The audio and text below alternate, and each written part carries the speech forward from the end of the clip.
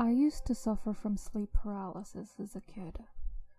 Every night since I was 5 or 6 years old, I remember the intense fear of waking up and seeing monsters haunt my room. I could never move or make a noise, just lay there. I peed myself quite often. My parents thought I was making it up and I was never able to see a doctor about it. It went away in my early teens and didn't return until a few nights ago. My boyfriend was away on business, so I was home alone. I woke up around 3 in the morning to see a figure standing in the corner of the room. I lay paralyzed with fear as I looked it over. It appeared to be a man, average height and weight. He was wearing some sort of trench coat and hat, but the shadows fell over his face, so I couldn't make out much detail. I knew the instant I woke up that he was watching me. I felt his eyes on me, even though I was unable to see them. I closed my eyes, trying to will the figure to leave. When I opened them a few moments later, the figure was gone. I breathed a heavy sigh of relief and worked to calm my racing heart. It had been long since I'd had an episode, and I forgot how truly terrifying they were. I put the nightmare out of my head and went back to sleep. The next night, the same thing happened again. However, this incident lasted longer. We stared at each other for hours, willing the other to move, both seemingly frozen in place. Finally, I passed out from exhaustion, and when I awoke the next morning, I found the room empty again. These nightmares were beginning to take a toll on me, physically and mentally. I decided to call my boyfriend, who told me not to worry about it, they were just dreams. He suggested taking some kind of sleep aid to help me stay asleep. I decided to take his advice and headed to Walmart to find some kind of sleep aid, unsure what kind I was looking for yet. As I headed to the pharmacy section, a display in the middle aisle caught my attention. It was a cheap security camera that you connected to your smartphone. It had night vision capability and battery life of almost 15 hours. For $28, I thought it was too good of an opportunity to pass up. And this way I can prove to myself that there really isn't a figure in my room. I bought some melatonin and headed back home.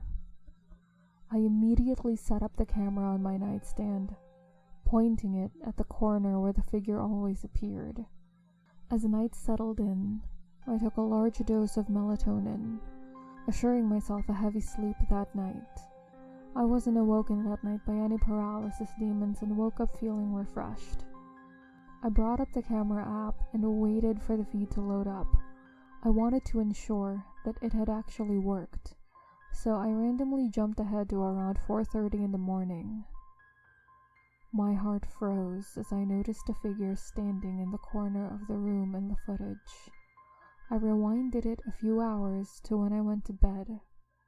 There was nothing in the corner that could have made a shadow like that. I immediately fast-forwarded until I saw a figure enter from the doorway. It was approximately 1:45 when it entered. It stood in the corner, just watching me for hours. Finally, around 6, it walked out of sight. I nearly dropped to the floor as I realized that someone had been in my home those nights. Someone was watching me as I slept. I called my boyfriend in a panic, but he didn't answer the phone. Frantically, I dialed the police. They showed up and I was able to show them the footage. However, there was not much they could do, since whoever it was had left already. I begged them to stay, and they said they'd have a patrol car down the street. A lot of help that would be if someone tried to murder me in my room. I begrudgingly accepted what little help they offered, and cleared the camera footage from the night before, ready to set it up for the night. Tonight, however, I would be ready. I had a knife under my pillowcase. Nobody was going to hurt me.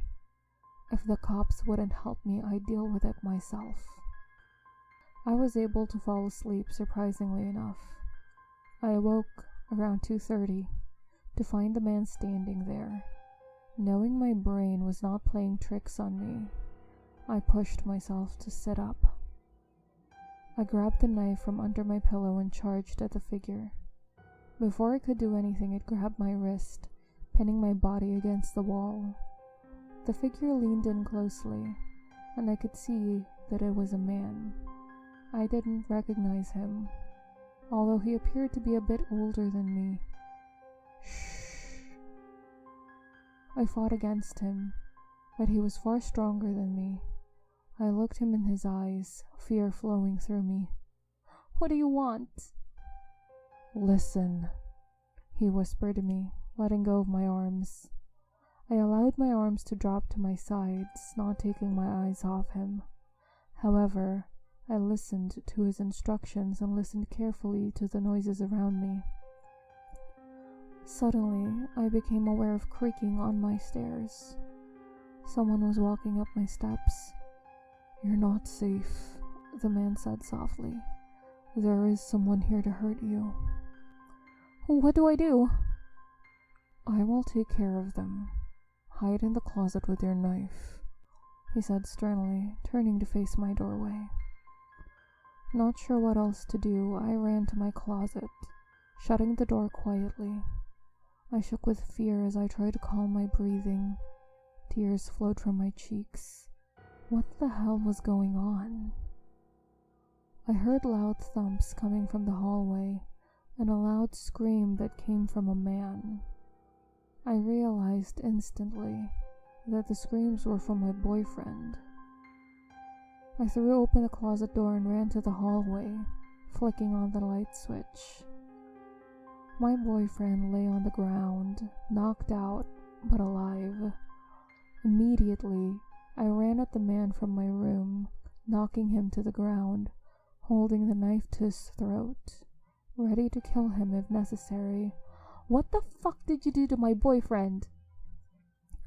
He held his arms up in surrender and looked up at me. "Please, allow me to explain." I did not get off him, but nodded yes in agreement. He sighed softly. "Your boyfriend, he paid me to kill you." I jumped off the man, shaking my head in disbelief. "You're full of shit." He stood up and reached into his pocket, pulling out his phone. He showed me texts between him and my boyfriend, instructing him when and where to attack me. Then he showed me the bank transfer from my boyfriend's bank account. "Why would he do that?"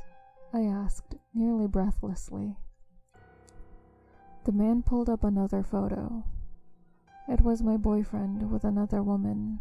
A small boy stood in front of them, with a baby on the woman's hip. I stared at the picture for a few minutes before it clicked. He already has a family? "Yes. His wife found out about you, said it needed to be taken care of." My hand instinctively flew to my stomach.